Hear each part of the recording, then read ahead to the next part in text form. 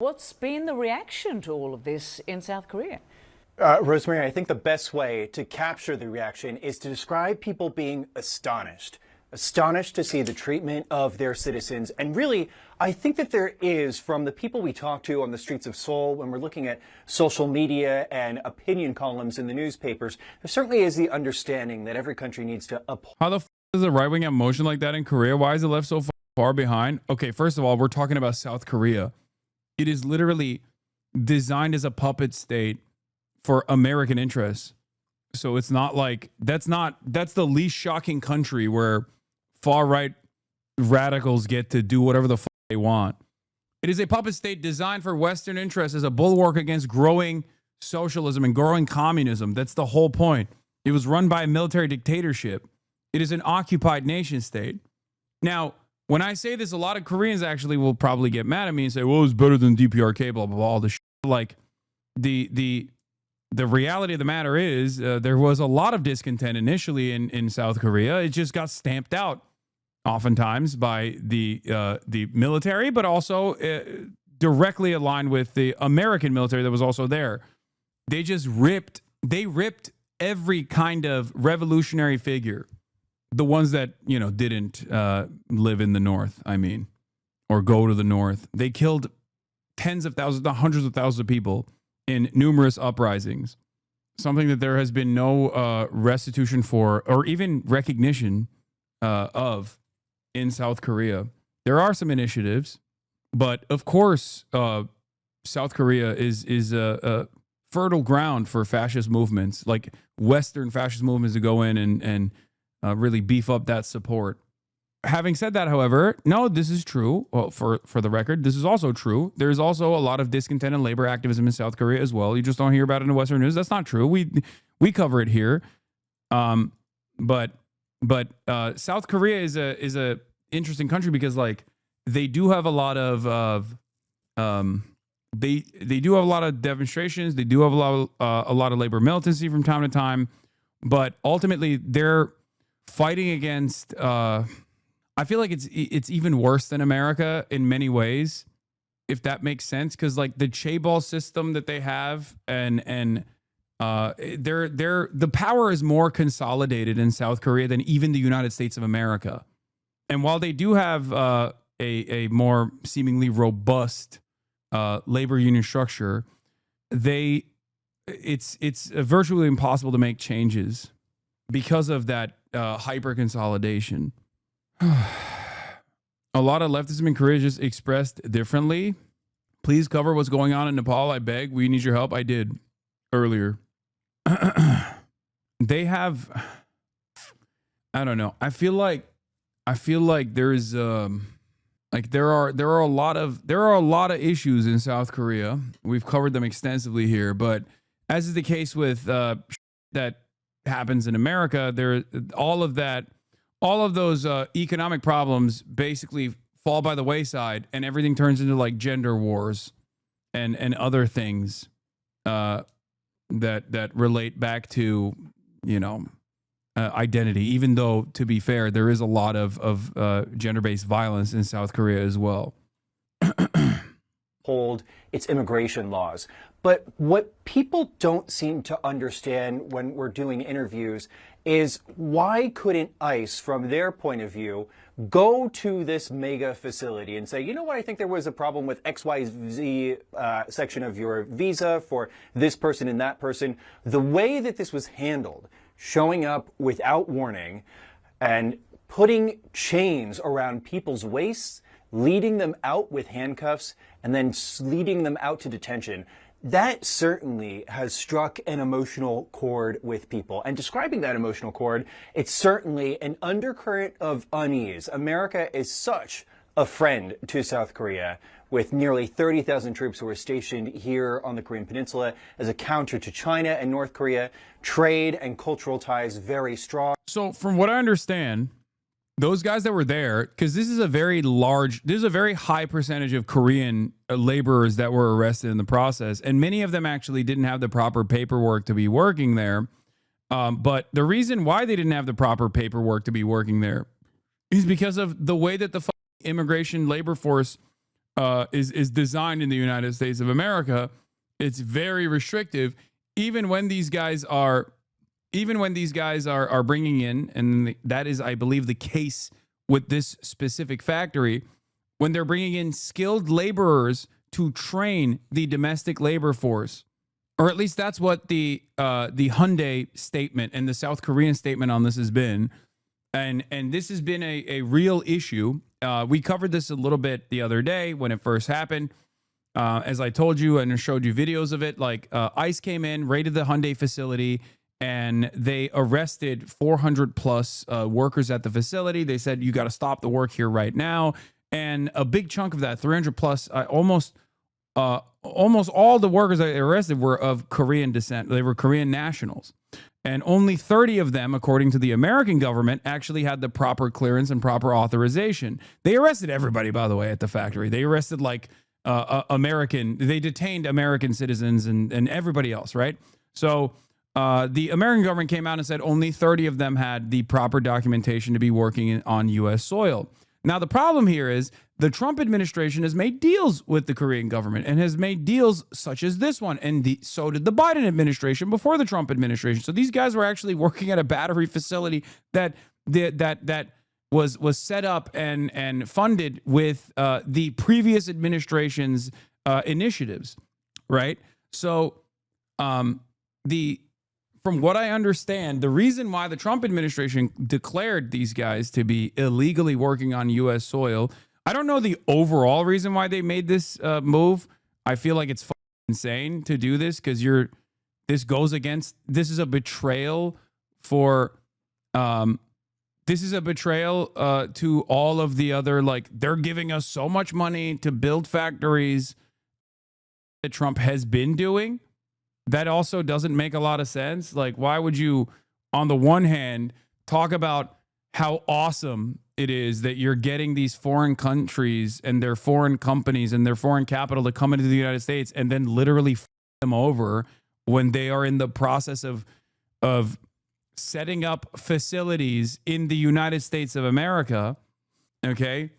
But from what I understand, it was basically like the reason why these guys were there and technically didn't have the proper paperwork was because the American government knew that they didn't have the proper paperwork, and instead of offering them the proper paperwork, they were like, yeah, whatever, just bring these guys in and put them to work.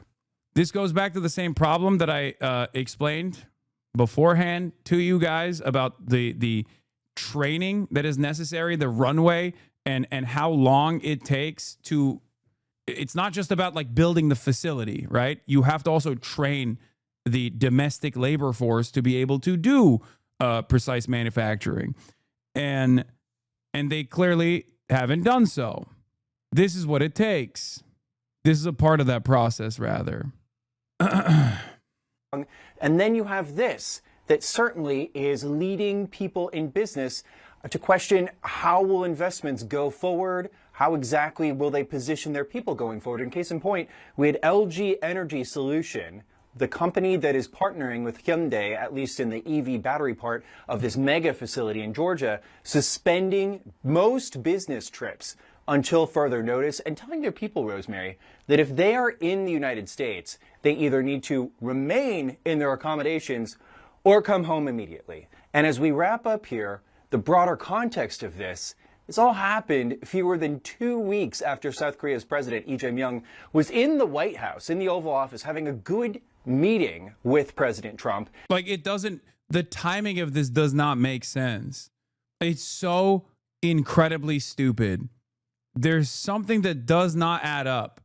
One, by and large, there are obviously, by and large, there's a lot of people that like have anger and resentment, racist anger and resentment towards undocumented migrants that entirely revolve around like pure racism, that they don't necessarily feel that level of enmity towards like Korean migrants, right? That's number one. Because there are definitely a lot of racists that'll be like, and I saw this and I showed you this before. They were like, why don't you do this to the Guatemalans? Why are you doing this? why are you doing this to the Koreans? You're not supposed to do this to the Koreans. You're supposed to do this to the Mexicans, right? That's one part of it. Okay. The other part of it is perhaps most consequential. This comes after the Trump administration said that they're getting a lot of foreign capital to build these kinds of facilities. And a part of that process requires training the people to work in these facilities, or at least like set up a production hub so that the facility is actually making the batteries, if it's a battery facility, for example, because you can't just like immediately start hiring American laborers that don't have any idea how to use these machines, that don't understand how the production process works at all. So it doesn't make any sense. It just goes against the spirit of all of the deal making that Donald Trump has flaunted around, and it almost feels like maybe he's too stupid to realize that like this is just a part of that process. But here's the Financial Times reporting on this. It says, breaking news, several people familiar with the Korean conglomerates in the U.S. said it was an open secret that they and their subcontractors routinely used unsuitable visas for workers sent to the U.S. to build multi-billion-dollar advanced manufacturing sites. Okay? So from what I understand, the Biden administration was aware of this, and so was the Trump administration. That like instead of offering them the proper clearance and the work authorization that was necessary, they were just like, yeah, whatever, just like take a tourist visa and extend it. It doesn't matter. We're not going to do anything about it. Okay? Which is insane. Now, there's a lot of reporting on this. Here, let's talk about South Korea's entire media establishment across the political spectrum has united in unprecedented editorial consensus expressing profound betrayal, outrage, and national humiliation and fundamental breach of the U.S.-ROK alliance regarding mass arrest of Korean workers at Hyundai's Georgia plant. Okay? The general sentiment, while Korean media occasionally unite on domestic issues, these are usually severely politicized. Here, the level of scorn, spanning from conservative establishment to progressive outlets, is extraordinarily rare. They are furious. Chosun Ilbo, flagship conservative, scathing language calling this a merciless arrest operation that represents something that cannot happen between allies and a breach of trust. Notes Trump personally thanked Hyundai's chairman just months ago. He did. That's why it's so crazy. Trump literally was like, thank you for, giving us $7 quintillion or whatever fake number he presents every now and then, only to turn around and do this. It doesn't make any sense. Chosun calls the situation bewildering and emphasizes the contradiction. Trump pressures Korean companies to invest while simultaneously arresting their workers. The editorial questions whether American investment promises survive across different administrations. Dong Ilbo, conservative, delivers perhaps the most damning question in his headline. How are we supposed to build factories? While nothing Korea was specifically targeted in describing this as a shocking behavior between allies. Dong-ae asks, who would invest under these conditions when Korean workers are treated like a criminal group? Notes this threatens the 17,000 plus jobs already created by Korean companies in Georgia. The Korean government must demand a pledge from the U.S. to prevent recurrence. Jong-ang Ilbo, conservative, causes an incident that shook the values and trust of the ROK-U.S. alliance, occurring at the very site of economic alliance.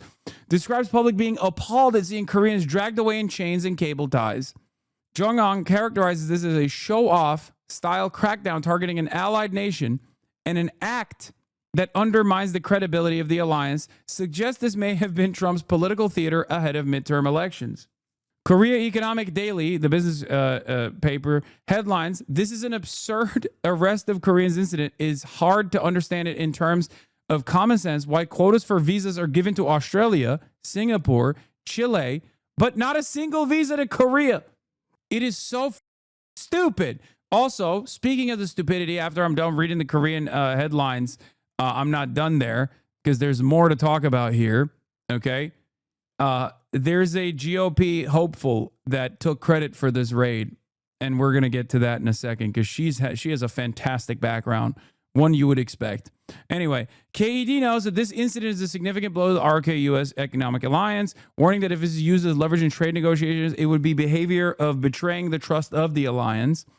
Mail Business newspaper uses headline, when they told us to build factories, that was one thing. U.S. arrests 300 Korean workers, calls the situation shocking and absurd. Notes you cannot supervise trillion won investment without Korean personnel. Yeah, I don't even think she actually did it. I think she's like trying to take clout off of it, which is, again, a sign of the times. Like, think about how awful everything is, that you can gain clout off of lying about this like act of cruelty and stupidity, really. Isn't that wild?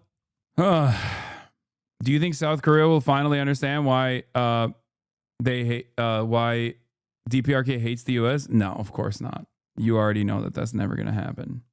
I mean, it's the same as Europe. If Europe doesn't understand it, if Europe doesn't experience any sort of animosity towards America, when America's like very clearly demanding tithing from European nations, I am the only one who can nuke the Discord.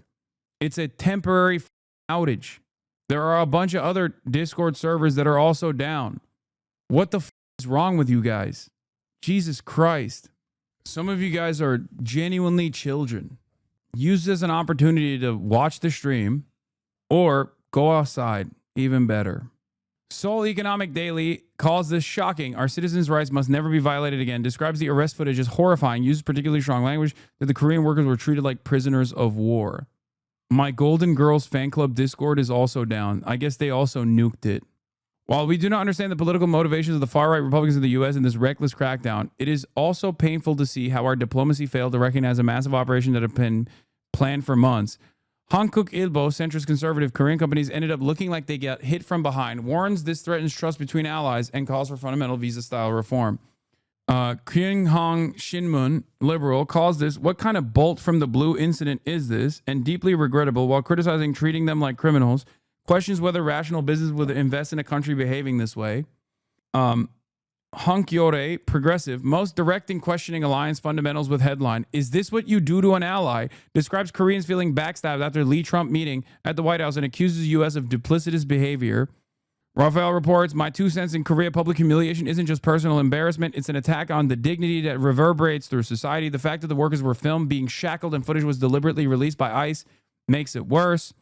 Korea has a deep historical memory of being humiliated by foreign powers, and the visuals of Koreans in chains being paraded by a foreign power triggers collective memories of subjugation that go beyond this just being unfair. This is a public humiliation of the nation itself. And I do agree with Daniel Ahmad. They should kick out the U.S. troops occupying their country in response. They will never do that, of course. And they'll let bygones be bygones. Okay, but what do you want? Sake, read my shit. I'm a local. I'm on the ground. You dork. What are you going to tell me? The people of our community hate this. Savannah relies on these people and they fully become a part of our community. We see, eat, and drink with them every day. I work in a warehouse in this area that's mostly staffed by Latino people who are I-9s. And as a manager, I have to remind them to keep their doors locked every day because of this. Thank you. Georgia, like Georgia mentioned, is my time to shine. Thank you for your update from the ground. I'm not going to dunk on you. This was great. That was a good update. Okay. Touting all of the investment possibilities of how South Korea could help make American manufacturing and industry great again. So when you have this unfolding, certainly officials here in Seoul are trying to resolve this as quickly as possible. We do see President Trump posting on Truth a few hours ago saying that all foreign international investment is welcome. He wants people to be in the... Yeah, but not so welcome. See, this is the problem with all immigration, okay? This guy, looking at South Korean opposition lawmakers, former government officials, and newspapers across the ideological spectrum are expressing outrage at the Hyundai raid, calling the Trump administration unusual, impulsive, and contradictory. This shows next time, maybe they'll abide by our laws. Dude, it's migrant laborers. It is up to the government to literally allow them to work when you want them. When you want Korean money, you also need Korean workers to come and set up the facility. It's that simple. You are a goddamn NPC. If you don't understand this process, you don't just like build a factory out of thin air and just put a bunch of people on the factory floor and go, Go off, kings. Let's go. That's not how this works. It is already the of the previous administration and this one to not design a visa structure that allows these people to come and work legally. But that is the case with all migrant labor. Okay? That's what it is. All migrant labor is a solvable problem with paperwork. Okay? What the These people had legal visas, yes, but not for working for extended periods of time on U.S. soil, because they were just using a loophole and the government was just like, yeah, whatever, it's fine. I don't understand. I do not understand why the government just doesn't go, all right, we're going to offer more visas to you guys, like the proper paperwork.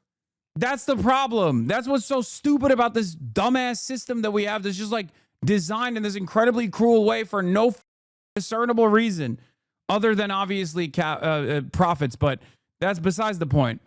United States legally. So in some, it's just the manner that this was done. Again, striking a chord with people, and we're waiting to see when exactly the more than 300 people are set to return to South Korea. It could be towards the middle of this week, but we're still firming up our reporting. Like he just nuked that factory. Do you understand? When you do this, you just nuke the factory. That's what you did. Like, what are they supposed to do going forward? You know, you just nuke the factory. It's so dumb. It's so dumb.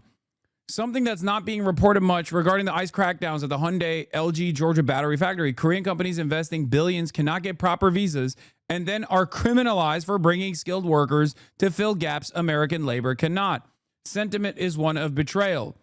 Okay? One of the core issues is that South Korea has no country reserved work visa. By contrast, Australia, for instance, gets E3, $10,500 a year. And Singapore and Chile get H-1B1, $5,400 and $1,400. Korea has neither, despite FTA status and massive investment commitments. The Partner with Korea Act, which would in theory allow specialty visas, has been repeatedly introduced in Congress, but never passed. This is seen as a must to facilitate even more Korean investment in batteries, semiconductors, and other industries. It's not that these guys want to build these battery facilities and then only hire and use this as a mechanism to bring in Korean workers in the US. Okay, this is a tiny minuscule number of workers. Is that they want, when you build a facility, you still have to do training. You still have to train the existing labor force so they can work in the facilities. It is such a spectacular up. It doesn't make any sense, dude. Do you understand how stupid this is to anyone with a functioning brain cell? Then there's the cap on the highly competitive H-1Bs of 85,000 total, 65K regular plus 20K US masters. No per country quotas. Processing takes months. Many construction trades don't qualify as specialty occupations requiring degrees. Another one, L1 and E2 visas for executives/investors have strict requirements. B1 business visas technically allow meetings / training, but authorities now consider this illegal employment. That's the other thing. Because this is on, I need you to understand. When you say, were these guys in here illegally? No. Yes and no, rather. Okay? These are workers that need to be here. Okay? In the eyes of the foreign company that has made this investment, that is going to hire American workers, okay? This is a necessary group of workers that have to come in and have to play a role in the training process, okay? And the American government, they do this all the time with everything else, so why not this as well? The American government just goes, just take whatever visa you can and come into the country and just work in the factory. It's fine. You don't have to get the proper work authorization visa, okay? Do you understand? Instead of opening up, America's not the only country that does this, by the way. Other countries have weird-ass visa structures too. Here, I'll give you an example of China. If you want to get a business visa in China, you have to technically be an employee of a Chinese company, okay? In order to get a business visa to do business travel to China, you literally have to act as though you are working for a Chinese company. It's a stupid process. It makes no sense, but just countries have stupid processes. That's it. That's how it works. Now, in America, they literally they just have this structure set up. There's a million different ways that you can get. There's a million different ways that you can get a approval to come into the country. So they just basically say, it's fine. Just, get whatever visa you can for these people and then have them work in the facility. But that means that's not true. You need an invitation from a Chinese company. Yes, I know. You need to be sponsored by a Chinese company. The visa process is not that bad. No, I'm just saying the paperwork required is is just interesting. Okay, everybody calm the fuck down. It's a weird process as opposed to just being like, you don't have to be sponsored in other places to get like a business visa. That's my point. Anyway, okay, this guy literally thinks, I don't know what's going on. He's like freaking out about whatever wall of text that he's posting. Hasan definitely cranks his hog in the mirror. He will be consumed by his own vanity. I will put money on it. Anyway, getting back to this situation, the point I'm making is that if the government says it doesn't matter, just get whatever visa, you don't actually need, we're not going to make a big deal out of you not getting the necessary work authorization, then why would the Korean company assume that their people are going to get arrested like this? Okay? Of course, because immigration is a matter of paperwork. Immigration is a matter of paperwork. So if the government that controls the paperwork is saying, it's fine, don't worry about the paperwork, this paperwork is fine, then the expectation is not for that paperwork to no longer be fine. Do you see what I mean? That's why these guys are like, what the do you mean you just arrested and apprehended a bunch of our nationals that you wanted to be there? The way that they're selling this,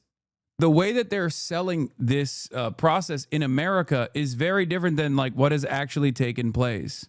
Wow, yesterday this acted like the Soviet Union didn't start on the Nazi side. They claimed they were the saviors of World War II. Okay, brother, open up a history book, all right?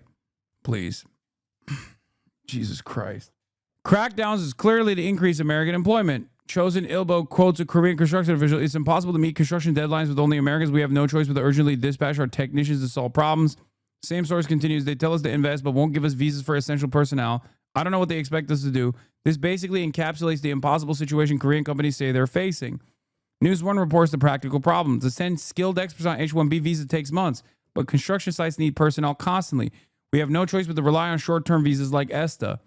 The skill gap is real. Chosen Ilbo describes finding qualified workers as like picking stars from the sky. News One 2 notes that local workers simply cannot build semiconductor, battery, or shipbuilding factories. This isn't new. In 2020, South Korean innovation faced identical issues.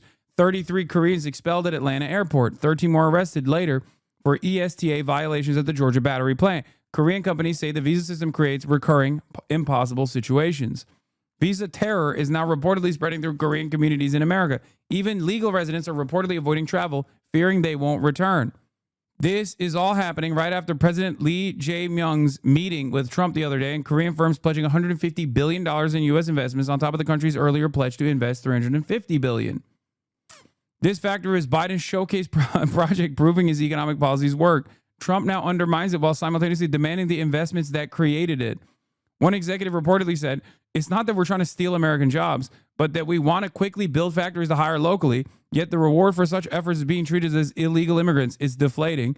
The structural contradiction. America demands massive foreign investment for Made in America, but makes it nearly impossible to bring highly skilled workers needed to deliver those investments. Burning the candle on both ends." South Korean President Lee Jae-myung ordered all-out efforts to respond to the arrest. Foreign Minister Cho Hyun says he's willing to travel to Washington personally if necessary, expressing heavy responsibility over the arrest. Foreign Minister Cho says he and his ministry will continue to do everything possible to resolve this issue as soon as possible. Finally, perhaps a small disclaimer, this threat is not to assess the specific visa status or legal situation of those detained, but rather to highlight the broader structural systematic issues that have frustrated Korean companies for years. Yeah. They're going to bring the foreign minister and then arrest him and being like, well, you didn't get the proper authorization as a foreign minister to come on U.S. soil to demand things from us. Sorry, you're also being detained. It's so insane. It is absurd. This is like, I mean, this is very interesting because, like, look, to me, this is, this exposes the stupidity of the immigration conversation here in the United States of America.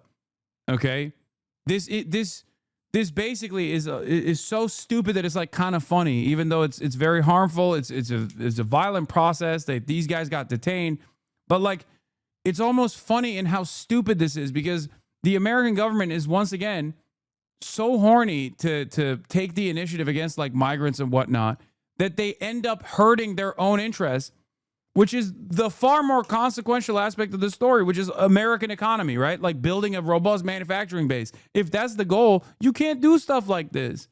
It's the opposite of what you're supposed to be doing. As Raphael states here, the Trump administration extorting foreign governments and companies to build American factories while simultaneously raiding the immigrant workforce needed to operate them. So what do you want? Something that is impossible. And the solution is so simple as well. Like, that's the crazy part about it. The solution is so simple. Give people the proper authorization. This is the exact opposite of what you're supposed to be doing. Like, ICE released this video itself. This is so embarrassing for America. This is not just like a moment of humiliation for South Korea. This is a moment of humiliation for America if we had the capacity to understand how insane this looks.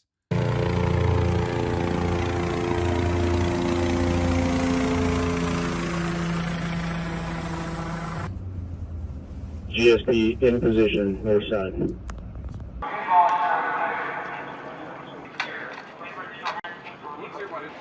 Yeah, also, they don't even have the necessary manpower.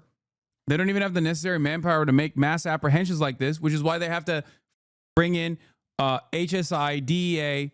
Like, normally, this is just CBP, right? It's supposed to be just CBP. But because they don't have enough manpower to make 475 detainments, they have to bring a ton of other federal agencies as well, for the record.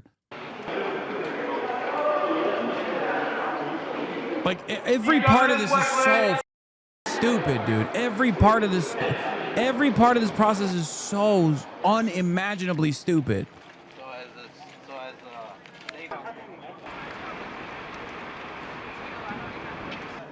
Yeah, Homeland Security investigations, they set up tents and and you got local police obviously aiding and abetting in the mass kidnapping. Worried about the guns.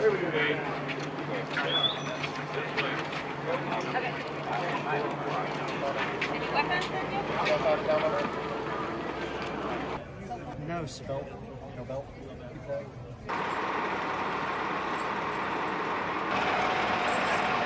Like, the other reason why I find this story to be very interesting is because of the sheer percentage of like Koreans that were arrested in this process, because like, this is in many respects no different than what we are doing at every farm, at every facility, right? It's no different. This is the American migrant labor force basically operates on a we're not going to look in your direction kind of way. And it has in perpetuity. Just as they've done this with Korean workers that are coming in from South Korea that the government knows about, this is the process with ICE. This has been the process with ICE for every undocumented migrant. A lot of people don't understand that. They think like someone crosses the border in secrecy and then like the government doesn't know about it and they're just like doing maybe illegal stuff. That's not the case at all. Okay? That's the reason why so many of the people that are being apprehended are apprehended at their court dates outside of the courtroom. Or at ICE facilities when they're doing their routine checkup. A lot of Americans do not realize that a ton of the undocumented the undocumented migrant labor population in this country, the government knows exactly where they are. They know where their houses are. They know where they're renting. They know where they work. They know if they have any sort of criminal background whatsoever. They know all of this because these guys are actually playing ball with the government. They literally are routinely checking in with ICE, or they're going to their court dates, because they have this false notion that eventually this process, this incredibly long and arduous process, is going to lead them to get the proper authorization. And they work throughout this entire process where there's this like immigration status, legal limbo. They're paying taxes. That's why I always stress the importance that like the difference between an undocumented migrant and a documented migrant is just paperwork. Okay. And we purposely ensure that the paperwork never happens so that we can discard these people on a whim, on a moment's notice, whenever we feel like it. Okay. And that lack of paperwork also allows American companies to use and abuse these people to the bone. One of the greatest examples of this just being simply a matter of paperwork was when J.D. Vance said the Haitians are eating cats and dogs in Springfield, Ohio. Every single one of the Haitian workforce in Springfield, Ohio was properly documented.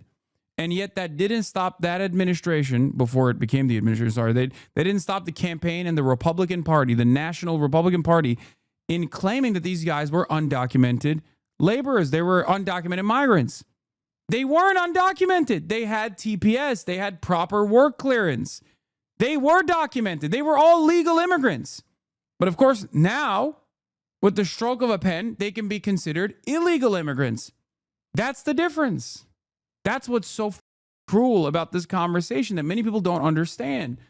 They just don't get it. And a lot of people don't want to get it. The reason why this one is even crazier is because like it's more formalized. Like this is a more formal agreement. It's a unique marginalized group, that it's a unique minority population that like you normally don't see in the crosshairs when it comes to this kind of conversation, this kind of like oftentimes racist conversation about white nativist anti-immigrant attitudes. But it's like the most formal version of exactly what happens to the Haitians in Springfield, or the Venezuelans who are no longer able to continue their temporary protected status. Like, that's the reason why I'm lasering in on this. And it's unimaginably cruel. It's incredibly up. And it's also self-defeating. It's stupid. You're so racist at that point that you're hurting your own economic output. You are literally yourself up.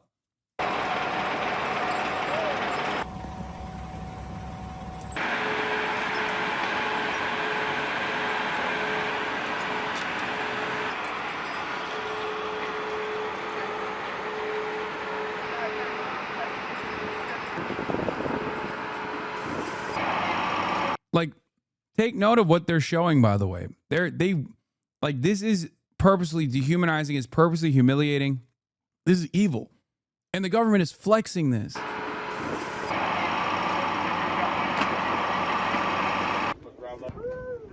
This is barbaric. This is Nazi shit. The problem is,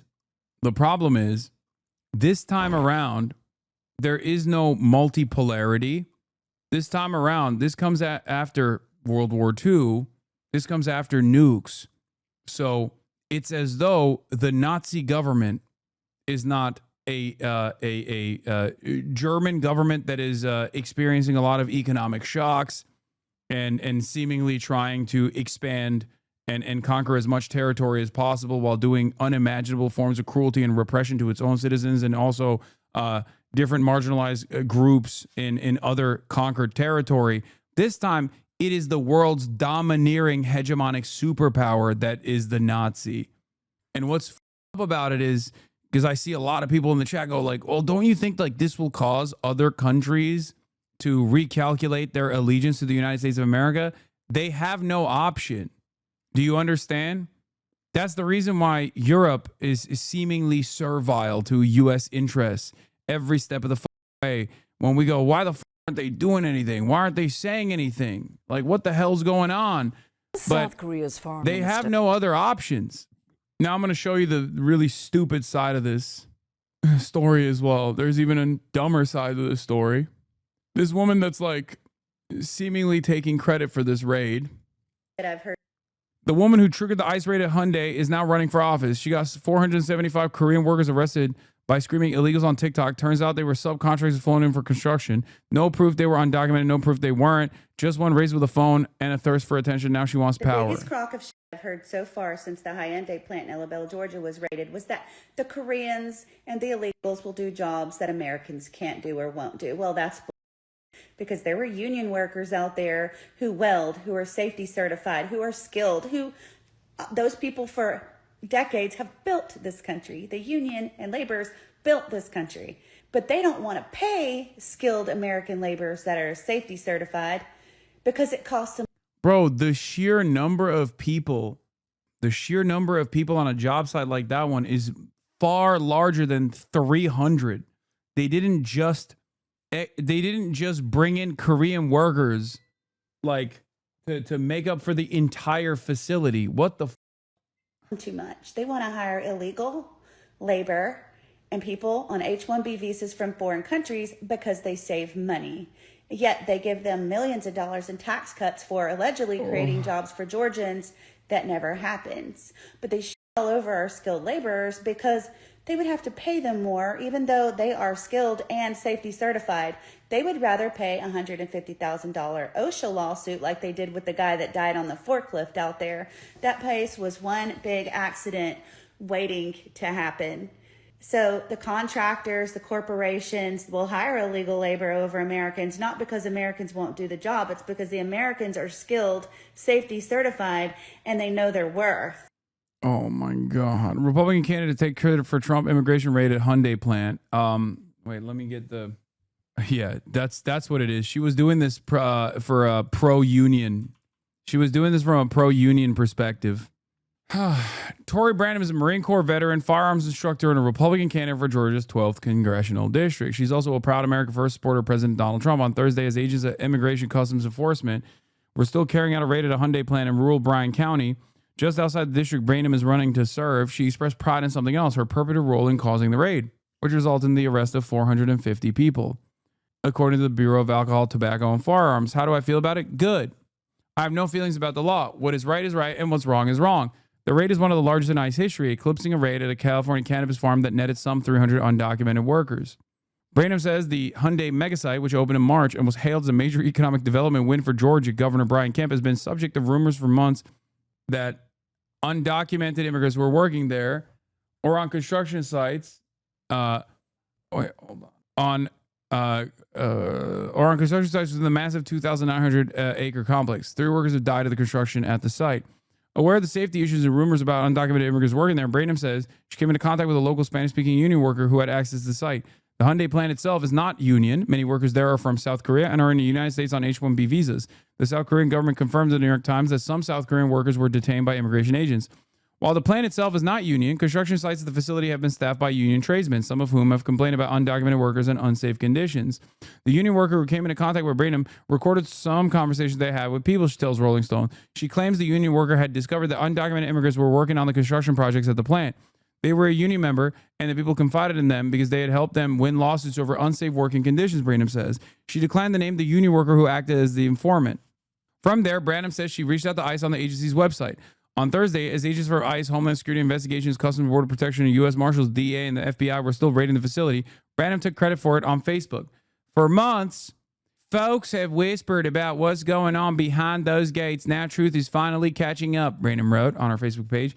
I reported this site to ICE a few months ago and was on the phone with an agent. The raid began with mass agent telling workers that DHS had a warrant. We're Homeland Security. We have a search warrant. Second video from the plant. We already saw all that stuff.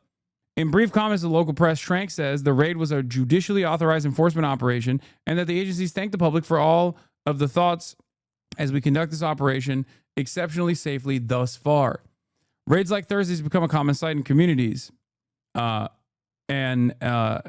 Trump's mass deportation campaign, ostensibly aimed at undocumented immigrants who have committed crimes, the raids have also resulted in the detention and arrest of men and women without criminal histories. Panic and fear have ravaged migrant communities nationwide as mass agents swarm workplaces and neighborhoods in the search of, in air quotes, illegal immigrants that Trump and his supporters like Branham want to see removed. Now, one of the most damaging aspects of this is that the racism required to be able to conduct these sorts of affairs, at least in broad daylight, maybe not even at a job site, is when you have to do stop and frisk, basically. And a new Supreme Court decision has allowed ICE to do that. If you are suspected of being brown, you can just now, with with the allowance given to you by the Supreme Court as of yesterday, you can do so. You can just, ICE agents will come and be like, you're looking non-white to me, boy. Get over here, and they can detain you. They were already doing that, but now the Supreme Court has said it's also fine to do. So just so you understand. Mass immigration agents like those in Bryan County on Thursday, a site that was once shocking but has become commonplace, were primarily from ICE's enforcement removal operations and DHS's investigative arm, HSI. Meanwhile, the Supreme Court has backed the administration's claims that it can send undocumented immigrants to third-party countries to which they have no ties. Migrants from Mexico and South and Central America have been sent to Rwanda and Eswatini, prompting warnings from human rights groups about unsafe conditions in these countries. So I don't even know if her call was actually, if it played a pivotal role or not, but she is seemingly taking credit for it. Fantastic.